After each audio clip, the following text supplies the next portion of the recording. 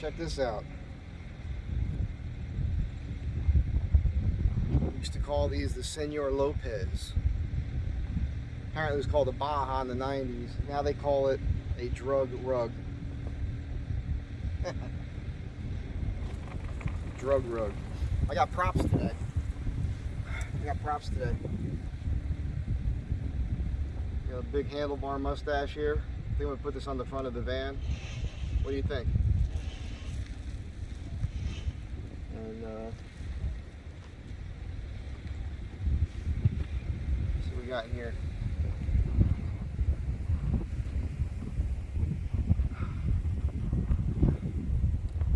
Bubble gum. When I was a kid, there's a liquor store around the corner. It's still there, but it's new owners, doesn't look the same. When we were kids, we used to go in there and get these things. They had two different kinds. They had this kind, which is bubble gum, and they had the other kind that was like it was just candy, like chew it up real easy. Marketing cigarettes to kids. Those were the good old days. So I've been doing more Instagram. I've been doing a lot of these videos. Everything is fine. Van's running great. I have no complaints with the van. I've been doing some work. I gotta work, as you know, when I'm on the road because I need money. I hate to admit it, but I need money for gas to get home. I need money to pay the bills in LA while I'm here, and I spend more money living here because I eat out a lot. I take these off because it's kind of rude, right? I think it's rude when you're talking to people with sunglasses on. That's just me. You don't have to think the way I do. I am using the phone. It's new phones. It's good quality video. You should be able to hear me. What you can't see is underneath this phone is a furniture blanket. Fernie pad, we call it in the business. And it's there because the first video I did with this phone, as you may know, I dropped the phone and cracked the screen, and that was a 2-week fiasco of trying to get that thing fixed. It was ridiculous. If you watch the channel, you may have seen the video where I'm driving in the van talking about what a fiasco it is, and it was not over there. That was just part one. The sequel is I did get it fixed. I had to drive up to Plainfield, and it took all day. Well, it didn't take all day. It took all day to get back here. Nice guy got it fixed, and it was cool. One of the few young people I've been running into who has some work ethic, cared about what he was doing. Took an extra hour, but it was because he was running all the tests on it. So this phone should now be good as new with the new screen, and I'm happy about that. No screen protector yet because the one I bought,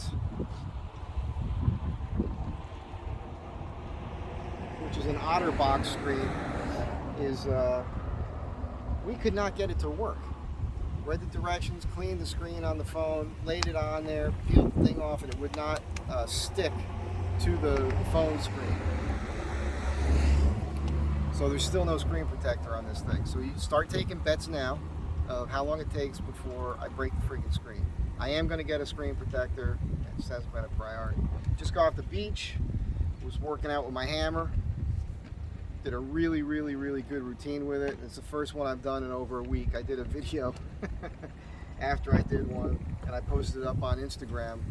I'm not sure if it was at Mike Z Design or hashtag Mike Z Design, or if it was on the ASTRO Van Tribe page. And I said, I'm going to do this every day. But then I got a job up in Point Pleasant, working for an old high school chum, redecking his boat dock in his backyard. We got about one more day left to finish the top section on that. And then he's got a few other things I think he wants me to do, so I'll probably stick around and get those things done. That's what's happened. This is just a video update. While I was getting the phone fixed, pretty cool thing happened. I love talking to people with the van. It's amazing how many people dig the van, even if they're not into the Astro van thing. They just see it. You know, it's an interesting thing to see because it's they think minivan, obviously. It's a smaller van. But being lifted with the larger tires, they see the four-wheel drive on the side and all that. They want to talk to you about it. Well, I parked on the end of this parking lot in Plainfield while the phone was being repaired. And I had my side door open and my solar generator sitting here, and I was watching a movie on my computer, YouTube. It's one of the nice things you can do. And while I was doing that, I saw this FedEx truck drive by real slow. He went behind the building. Apparently he had to drop something off. And then I saw him pull up on the side of me here. And he went past me, and then he stopped, and he put it in reverse, and he came back. And he's staring in the van. And he's like, hey. And I pop my head around, and he's smiling at me. He says to me, he says, you're doing it. I knew exactly what he was talking about. It was the van life thing. His name's Israel. Now, Israel, you might be watching this. Super nice guy, really nice guy. And it makes sense. You know, he's driving a FedEx van around all day. He probably sees these vans around from time to time with gear on them. I don't know, I didn't actually get this out of him, but I know he's aware of what van life is because he's been watching YouTube videos on it. And I guess if you drive one of these things that you can stand up in all day for a living, you probably think about that once in a while. He's got a wife and kids, so he's like, I'd love to do it, but... And my whole point on the conversation was just do it anyhow, man. It's not like you got to go out for a pack of cigarettes and not see your family for 6 years. Although, I'm not recommending it, but you know, people do it all the time, even if you don't smoke. So, anyhow, we talked about it.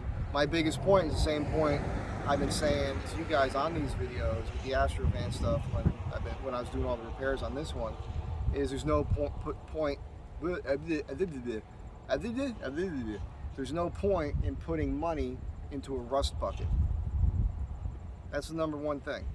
So, you know, if you're watching me here, and you know I'm going to be back in Southern California, and if you've got the coin, I'll help you out, honestly. I don't mind doing that sort of thing for somebody. I could do a little research for you. You can Google Craigslist, Los Angeles, look at vehicles there. If you find a nice van, you know, contact me. Maybe we can work something out. I can take a look at it for you. Not going to do it for free, but if I can help you out, it'd be good, because you really want a rust-free vehicle, and there's a lot of them there. And not just ASTRO vans, by the way. I just get a little segue here, but when have I ever stayed on point on any of these videos? If you're coming here looking for me to stay on point on anything, you are at the wrong place. Sorry.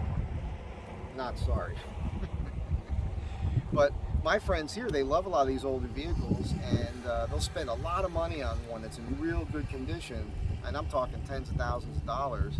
But you could find things in Southern California, believe it or not, for a fraction of that cost. Of course, you'd have to spend the money on getting the plates transferred and getting the vehicle out here and everything, but that's how it is. If you've been watching the Instagram, I got a new surfboard. So I got here. If you don't know the story, I grew up surfing here in Seaside Park. People think you can surf in New Jersey. Yes, you can surf in New Jersey. Sometimes it's really, really good, but it's oftentimes not really good. So you have to learn how to get up quick and do something fast.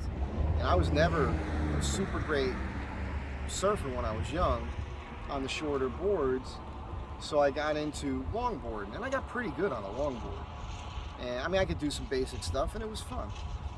I talk about some of the few great waves I've had in my life, like getting tubed at Huntington Beach on a longboard. That was awesome, back in the early 90s. But I had a foot injury 10 years ago, and I couldn't surf anymore because it was my plant foot, and every time I put weight on it, it would buckle my knee with pain. So I fixed that. And last year I came here, surfed a little bit, wasn't consistent. This year I got a board. A buddy of mine gave me a long board because I did some things for him. And I started getting up on that pretty consistently. And it was awesome. But the trick to it was, and I wasn't hip to this because it had been a while, and my friends pointed out to me, is that you have to shift your weight. Got a bunch of cyclists coming by. Might get a little annoying for a second. But you have to shift your weight on the board while you're paddling into the wave. You know, if you're too far forward, you're going to purl. So you got to be there to initially get. You got to slide back a little bit, feel the wave pull you, and you can get up. So once that was pointed out to me, it was good. It was, you know, 85% of the time consistently. Bam, bam, bam, bam, bam. And we got a soundtrack.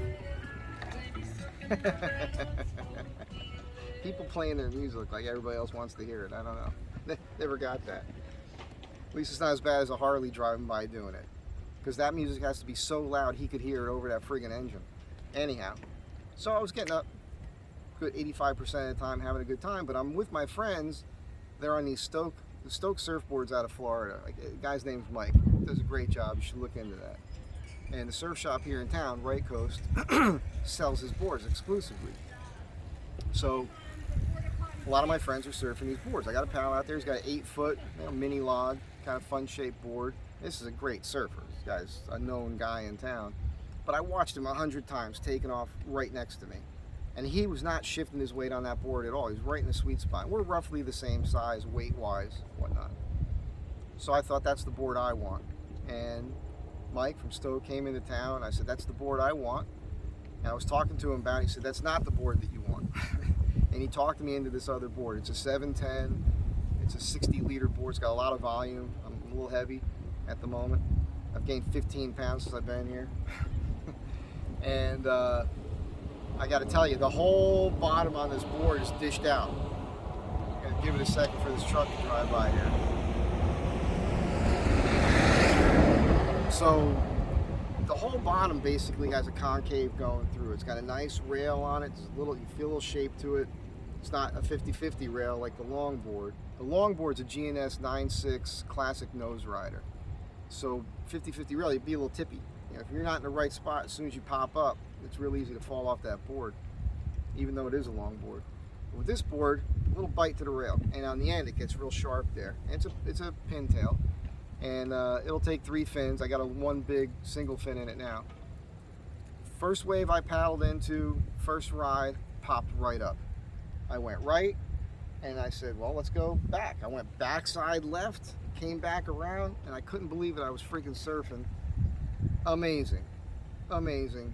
I'm very happy about it, and I'm looking forward to getting both these boards back to California and surfing more regularly there. I need to do it. But and again, if you could pop up here and surf for 12 seconds on a wave here, when you get to California, you look like you're a pro surfer. Anyhow, I'm excited about that. So I'm going to bring it to an end here because I'm probably rambling on, but everything's fine with the van. I don't have anything to really tell you about the van. Oh, I can tell you this. The guy who got me out here saying we were going to do the bumpers and the roof rack and the skid plate, everything I wanted to do and thought I'd be coming back with, I don't think that's going to happen. I'm hoping there's a chance I'm still going to talk to his fabricator. I want to meet that guy, and we'll see how it goes. But I've been busy, he's been busy, his fabricator's been busy with other stuff. It just hasn't been a priority for any of us. And so it's a little disappointing because I promised you that it was going to happen. He says for me to tell you it's still going to happen. I don't know how it's going to happen because I don't have a whole lot more time left here. We're coming into October, and weather will start changing. I don't know, it could be good into November, but by November I got to start thinking about heading back west. So if anybody wants to see me on the trip back west, reach out to me and you know, send me a note. Maybe we can work that out. Might need a shower along the way. I'm considering taking a northern route again. That's the way I came out. Don't hold me to that. As we know, things change. Shit falls apart all the time with it. But I'd like to take the northern route. I'd like to go into South Dakota. I'd like to go to Mount Rushmore, Deadwood, Crazy Horse Monument. I'd love to do all that. But by November, who knows what the weather's going to be like up there. So we'll see how it goes. Be good to one another. Thanks for watching. Stay tuned. Oh, another thing. I have not been watching the news regularly like I do when I'm home. Well, this is home. When I'm in LA, that shithole. But they're wrecking that state, right? Not to get political on you or anything. But this thing with the shot and the masks and everything else, it's too much for me. And I'm over it. So even though there's parts of me that likes California, and I like a lot of the people I know there, and I've got good clients there, and there's work there, and all of it, my focus is going to start to be trying to figure out a way to get out of there. And the number one thing to do when I get back is to start trying to sell my stuff. Got a lot of stuff. So some of these videos, I hope they don't bore you. I'll be entertaining with it, believe me. I got a lot of crap, and it's all good, cool stuff. My apartment looks like some sort of hipster thrift store, you know? You know what I'm saying? So, I mean, I've got, you know, vintage G.I. Joes and all kinds of kooky stuff that I don't need. I don't need any of it. So I'm going to start doing these videos, want to talk about getting out of here, wanting to maybe do van life full time, possibly, but at the very least, figure a way to move out of there. Again, in order to do that, I gotta sell my stuff. Selling the stuff, what'd I tell you? This guy's been cruising back and forth with his music blaring. So I want to start selling the stuff to fund this new life. So I hope it doesn't bore you. I think you'll get a kick out of it. I did sell one of my leather jackets recently from one of those videos. Just because I put a number on it, a guy reached out to me and said, I'll take it for that. So that's what's giving me the idea. Again, have a good day, be good to each other, keep watching, and I'll see you next time.